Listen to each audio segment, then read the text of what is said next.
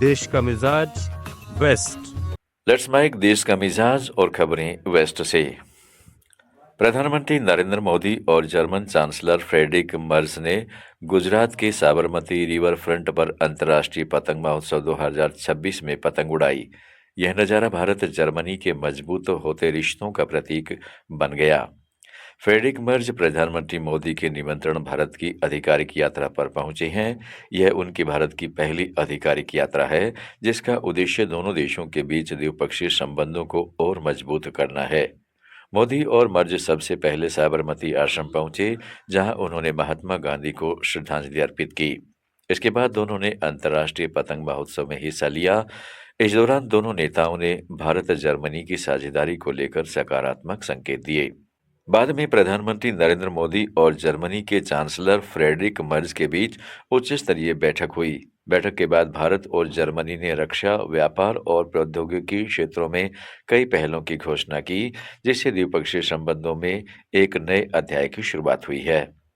रक्षा औद्योगिक सहयोग को मजबूत करने के लिए दोनों देशों ने सह विकास और सह उत्पादन पर केंद्रित एक घोषणा पत्र पर हस्ताक्षर भी किए।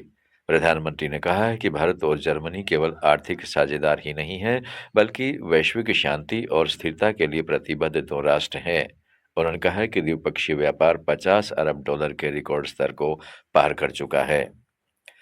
महाराष्ट्र नवनिर्माण सेना के प्रमुख राज ठाकरे द्वारा भाजपा के अन्नामलाई को रसमलाई कहने पर शिवसेना नेता शायना एनसी ने कहा, राज ठाकरे को लोगों का अपमान करने के बजाय अपने काम के बारे में बात करनी चाहिए। Fun, wit, humor comes with a disclaimer that you don't hurt people's sentiments. The Bhumiputra of Maharashtra, who always has had a rich cultural legacy, has never disrespected people by calling them rasmalai, saying lungi pungi. These kind of words that have been used are derogatory in nature. We all believe that Marathi Asmita, Marathi Manus and Marathi Abhiman have to be kept above all. But that does not mean if somebody who comes from Tamil Nadu and is campaigning in your state, you disrespect them to this extent. This shows you the mindset of the Ubata Sena and the Navi Mumbai में दिल्ली सरकार में मंत्री कपिल मिश्रा ने cruise ship के construction work का जायजा लिया। उन्होंने कहा, दिल्ली की यमुना नदी पर क्रूज चलेगा। इसका निर्माण कार्य अंतिम चरण में है। 20 जनवरी को यहां से इसको रवाना किया जाएगा, फिर इसमें इंजन फिट होंगे। फरवरी में हम दिल्ली की जनता के लिए इसे लॉन्च करने जा रहे हैं। एक बार में इसमें 40 लोग यात्रा कर सकते हैं। जिस अनुभव के लिए गोवा या जगहों पर जाते हैं, वही अनुभव दिल्ली में लोगों को यमुना नदी में मिलेगा। देखिए, आप ये देख सकते हैं मेरे पीछे ये क्रूज है और ये क्रूज दिल्ली के यमुना रिवर पर चलेगा। लगभग फाइनल स्टेज पे इसका निर्माण कार्य मुंबई में ये बन रहा है। 20 जनवरी को यहाँ से इसको रवाना किया जाएगा दिल्ली के लिए और 4-5 दिन में दिल्ली पहुंचेगा। फिर इसमें इंजन फिट होंगे और लगभग फरवरी में किसी समय मुख्यमंत्री जी से समय लेकर इस क्रूज को दिल्ली की जनता को इसके लिए इसका लॉन्च करने जा रहे हैं। International experience, luxury experience affordable prices में दिल्ली के लोगों को यमुना रिवर में मिले। जयपुर में आज सरकारी और संविदा कर्मचारियों का जबरदस्त प्रदर्शन देखने को मिला।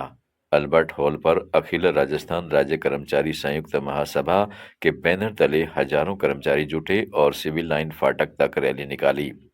नाचते गाते और नारे लगाते कर्मचारी जब रामबाग सर्किल से अजमेरी गेट की ओर बढ़े तो पूरे इलाके में भारी जाम लग गया।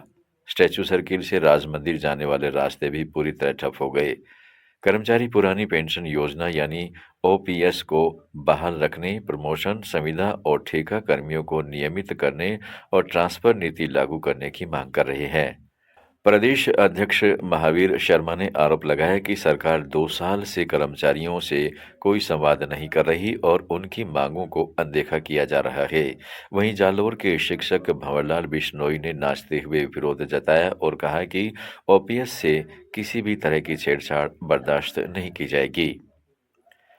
राजस्थान में भीलवाड़ा शहर के आजाद चौक में व्यापारियों का गुस्सा फूट पड़ा।